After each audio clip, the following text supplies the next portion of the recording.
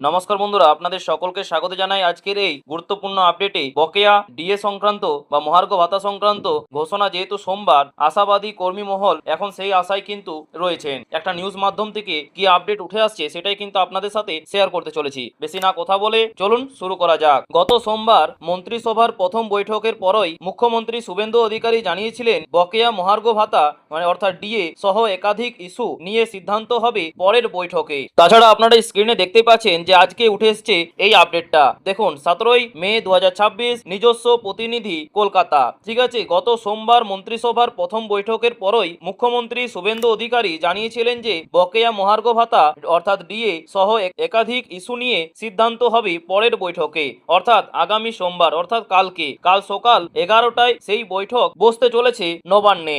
এবং প্রশাসনিক মহলের খবর, মন্ত্রিসভার দ্বিতীয় বৈঠকেই রাজ্যের ডবল ইঞ্জিন সরকার বকেয়া ডিএ মিটিয়ে দেওয়ার সিদ্ধান্ত নিতে চলেছে। সেক্ষেত্রে বর্তমান সরকার সুপ্রিম কোর্টের নির্দেশ মেনেই কিন্তু বকেয়া মেটানোর পথে হাঁটতে পারে বলে জানা যাচ্ছে। তাছাড়া আপনারা জানেন যে দীর্ঘ আইনি লড়াইয়ের পর রাজ্য সরকারকে তার কর্মচারীদের বকেয়া ডিএ মিটিয়ে দেওয়ার নির্দেশ দেয় সুপ্রিম কোর্ট। বেঁধে দেওয়া হয় সময়সীমাও, কিন্তু সেই সময়সীমার মধ্যে বকেয়া ডিএ মেটাতে পারেনি পূর্ববর্তন সরকার, তাই না? তাছাড়া কর্মচারীদের একাংশের 2016 থেকে 2019 পর্যন্ত বকেয়া মেটানো হলেও 2008 থেকে 2016 পর্যন্ত বকেয়া থাকা মহার্ঘ ভাতা একজন কর্মচারীকেও দিতে পারেনি বিগত সরকার। বিধানসভা নির্বাচনের পোস্টাল বেল্টের ফলাফলেই এর প্রভাব স্পষ্ট বলে মনে করছে রাজনৈতিক মহল। কারণটা কি? কারণ হচ্ছে সরকারি কর্মচারীদের পোস্টাল বেল্ট গণনার শুরু থেকেই পিছিয়ে যায় তৃণমূল। এই প্রেক্ষাপটে নতুন সরকারের সম্পূর্ণ বকেয়া ডিএ দ্রুত মিটিয়ে দেবে বলেই আশাবাদী কর্মচারী মহল। তাছাড়া তারপরের আপডেটটা আপনারা দেখতে পাচ্ছেন যে সূত্রের খবর যে পূর্ববর্তন সরকারের পর্যায়ক্রমে ডিএ মিটিয়ে দেওয়ার সিদ্ধান্তে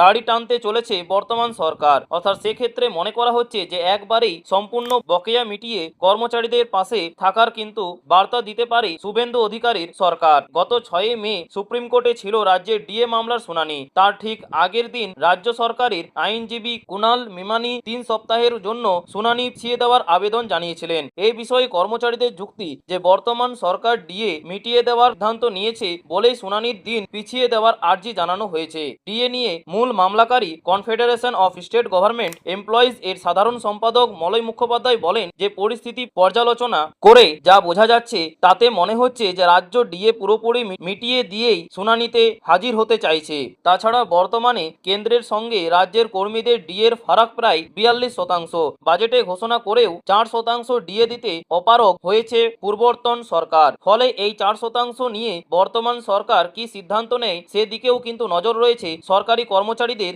আগামী সোমবার মন্ত্রিসভার বৈঠক ছাড়াও ফলে এই 4% নিয়ে বর্তমান সরকার কি সিদ্ধান্ত নেয় সেদিকেও কিন্তু নজর রয়েছে সরকারি কর্মচারীদের। আগামী সোমবার মন্ত্রিসভার বৈঠক ছাড়াও একাধিক কর্মসূচি রয়েছে মুখ্যমন্ত্রীর। দুপুর একটায় বিএসএফ এর সঙ্গে বৈঠক রয়েছে তার। বিকাল 3টে নাগাদ ধনধান্য প্রেক্ষাগৃহে কর্তৃ ছাত্রছাত্রীদের সংবর্ধনা দেবেন তিনি। 20 মে তার উত্তরবঙ্গ সফর আর উত্তরকন্যায় প্রশাসনিক বৈঠক করবেন। আর 21 তারিখে দুর্গাপুরে 2 বর্ধমান, পুরুলিয়া, বাঁকুড়া, বীরভূম সহ বেশ কিছু জেলাকে নিয়ে প্রশাসনিক বৈঠক করার কথা রয়েছে মুখ্যমন্ত্রী। তো বন্ধুরা, এই ছিল আজকের আপডেট। আশা করছি কালকের একটা যুক্তিসঙ্গত আপনাদের রায় আসতে চলেছে, কিংবা আমাদের মাননীয় মুখ্যমন্ত্রী শুভেন্দু অধিকারীর তরফ থেকে কিছু একটা কিন্তু পজিটিভ নিউজ আমরা পেতে চলেছি, এটা কিন্তু আমরা আশা রাখতেই পারি। ঠিক আছে, সেই দিকেই আমাদের নজর।